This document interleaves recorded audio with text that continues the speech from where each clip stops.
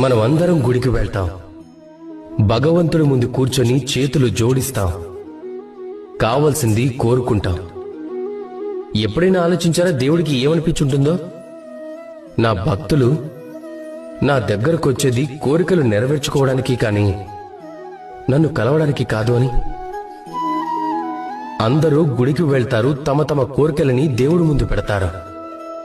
ఒకవేళ వారి కోరికలు నెరవేరకపోతే నిరాశ చెందుతారు. కనుక ఇకపై ఎప్పుడు గుడికి వెళ్ళినా మీరు భగవంతుడి ముందు కూర్చోండి, నమస్కరించండి, ధన్యవాదాలు చెప్పండి. ధన్యవాదాలు దేవా, మీరు నాకు ఏదైతే ఇచ్చారో దానితో నేను సంతుష్టుడనయ్యాను అని. నాకు మీ మార్గదర్శనం చాలు. నేను చేస్తున్న కర్మల ద్వారా నాకు లభించే కర్మఫలంలోనే నేను కోరుకును అన్ని లభించేలా చేయండి అని కోరుకోండి. ఒకవేళ కోరుకోవటానికి మాత్రమే గుడికి వెళ్తే మీరు ఆ దేవుడు ముందు ఎంతో చిన్నవారైపోతారు. అలా కాకుండా మీ పనిని మీరు చేసి దైవానికి కృతజ్ఞతలు చెప్పడానికి వెళ్తే మీరు నిజమైన దైవాన్ని చూడగలుగుతారు. మనం అందరం గుడికి వెళ్తాం. భగవంతుడి ముందు కూర్చొని చేతులు జోడిస్తాం. కావలసింది కోరుకుంటాం. ఎప్పుడైనా ఆలోచించారా దేవుడికి ఏమనిపించుంటుందో? నా భక్తులు నా దగ్గరకు వచ్చేది కోరికలు నెరవేర్చుకోవడానికి కానీ నన్ను కలవడానికి కాదు అని.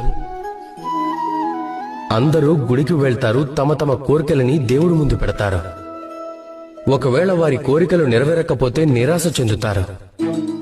కనుక ఇకపై ఎప్పుడు గుడికి వెళ్ళినా మీరు భగవంతుడి ముందు కూర్చోండి, నమస్కరించండి, ధన్యవాదాలు చెప్పండి.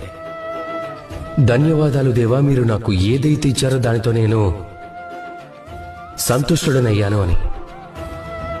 నాకు మీ మార్గదర్శనం చాలు. నేను చేస్తున్న కర్మల ద్వారా నాకు లభించే కర్మఫలంలోనే నేను కోరుకును అన్ని లభించేలా చేయండి అని కోరుకోండి.